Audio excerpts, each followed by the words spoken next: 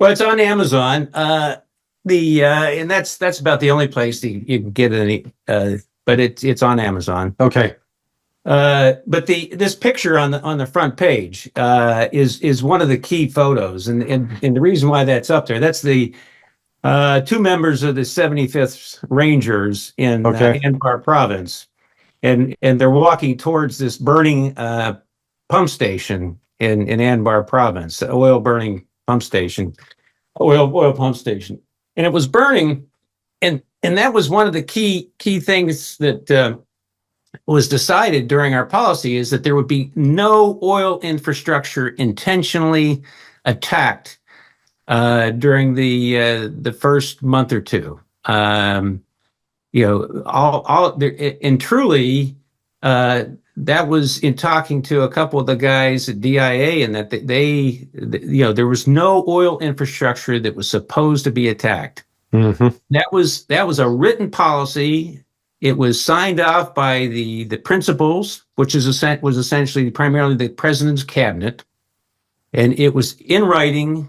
And in fact, I've got a copy of the PowerPoint slide in the book, and that was we thought that was the official policy. But then in December of 2002, Mikowski called a group meeting, and he said, "Hey, I know we've agreed that there would be no oil infrastructure attacked, but we need to make one exception to that policy, and we need to destroy the pipeline, the export pipeline that takes Iraqi oil through Syria to the port of Banias." And he explained the reason why we need to destroy that is because we need to punish Assad for helping Saddam smuggle oil outside of the oil for food program for the previous 3 or 4 years. And so we all sat there and listened to that. And I said, "Mike, can I make a couple comments?" And he said, "Yeah." And I said, first off, I said, "This pipeline you want to destroy, that was built by the Iraqis. It's operated by the Iraqis. It's owned by the Iraqis. And they get 95% of the benefit for exporting their oil through this pipeline."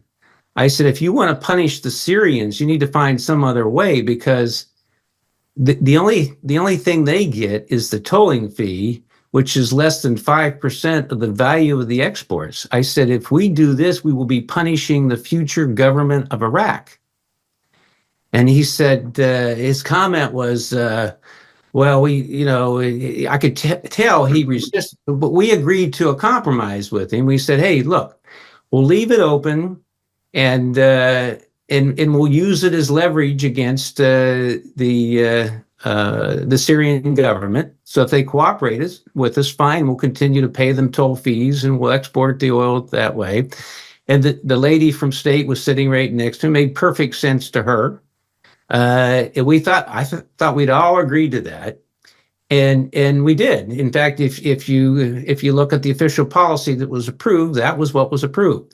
Now, something like 4 or 5 days before I was due to deploy to Kuwait in preparation for the war, and this would have been probably about March the 13th, 12th, 13th, somewhere in there.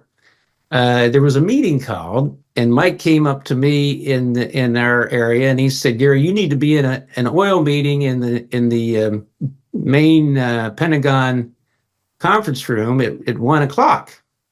And I was getting ready to deploy. I had a laundry list of things I needed to do. Yeah, ticking them off, and I was very busy. And I said, "Well, what are we talking about? All these meetings should be finished." He said, "No." He said, "Wolfowitz wants to talk to General Tommy Franks over a VTC and go over some of these things one last time." And I said, "Okay." I said, since it was Wolfowitz, I said, "Okay, I better be there."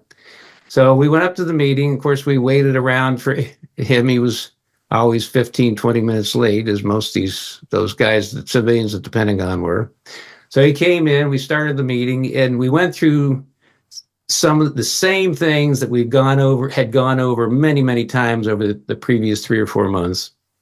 And I was sitting there, my mind was wandering because I knew I had several things I needed to do before I got on a plane in a few days. And then at the end of the meeting, he leaned forward, looked in, and got very, very serious, and started speaking very slowly to General Tommy Franks. And he said, General, it was totally different subject. He said, General, when you get into Iraq, I don't want another drop of oil to flow through that pipeline to Syria. Do you understand me? And General Tommy Franks gave a quick salute like that, said, I got the mission, sir. And then Wolfowitz got up and walks out of the room real quickly. I sat there saying, what just went down? Well, I learned about 2 weeks later, after the war started, what went down was the 75th went in and totally destroyed that pump station. Why did they destroy that? Why was it so important to destroy that pump station? And it was because, and it took me years to figure that out. In fact, several generals would visit that area, from until 2011, and they come back and say, Gary, why did you destroy that pump station? It made no sense. And I said, you'd have to ask Paul Wolfowitz. To this day, I don't know why we blew up that pump station. And then in 2015, when I started doing my research, I realized why we blew it up. It was because the Israelis were promised by Ahmed Chalabi and by the Israeli lobby in D.C. that that Chalabi would turn on the flow of oil again from Kirkuk to Haifa. The old Kirkuk to Haifa pipeline would be reopened and operational. And so the pipeline to Syria was just competition for it. Mm-hmm. They needed to eliminate the competition, and so that they could only rebuild the pipeline to Haifa, because Ahmed Chalabi made this promise to the Israel lobby in D.C. in the late 1990s that if they would help him overthrow Saddam, that he would open the old pipeline from Haifa, or from Kirkuk to Haifa, and turn Haifa into the Rotterdam of Eastern Mediterranean, an oil capital. Well, that pipeline, was first built in 1934, and it operated from 34 to 48, and it was shut down because Israel came into existence. Mm-hmm. To replace that pipeline, the Iraq Petroleum Company built the pipeline through Syria to Banias.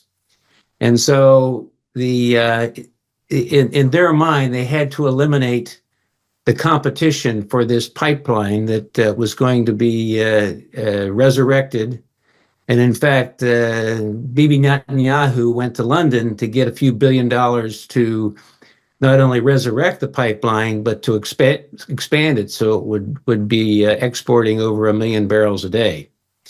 And it was reading articles like that about Bibi's visit to London that convinced me that there really was an agenda. I could no longer deny the fact that there was an oil agenda to get oil for Iraq. And it was the oil agenda to get oil to Israel, Iraqi oil to Israel.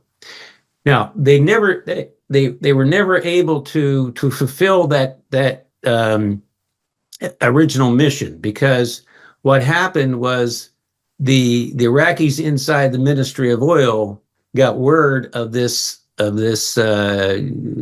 mission of sending oil to Israel, and they started blowing up their own pipelines. And that started in July of 2003.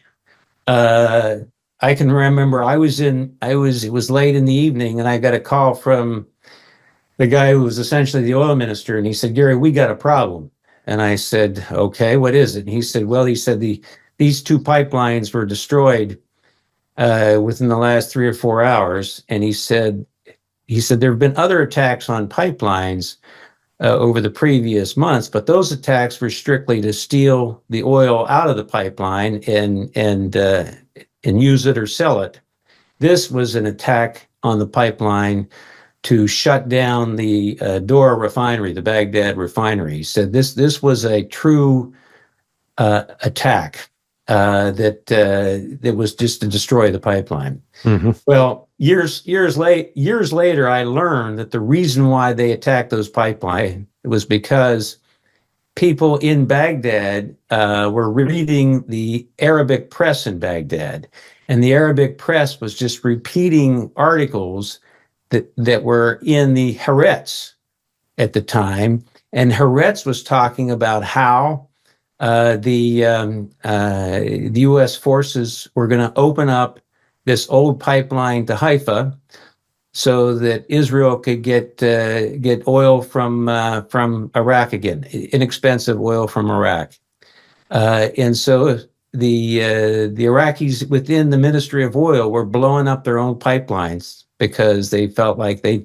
needed to stop that. Well, what happened after that? Ahmed Chalabi realized what was happening. And so he took another route. He started. He ordered the marketing people in Somo to just start selling their oil to Glencore, which is it was Mark Rich's company, right? In October 2003. So Israel started getting inexpensive Iraqi oil starting in October 2003. And they continued to get inexpensive Iraqi oil until about a year and a half ago.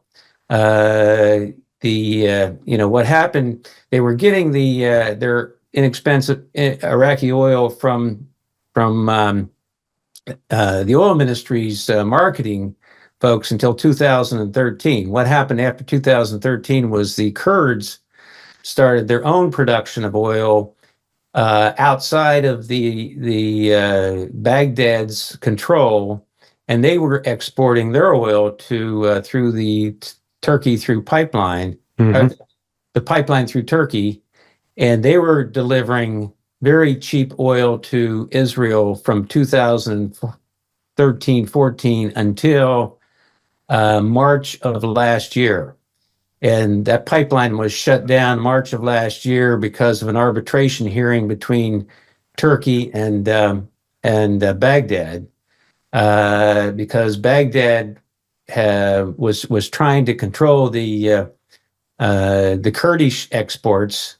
Right. But the Kurds felt like they were they could export their own oil outside of the federal government's control.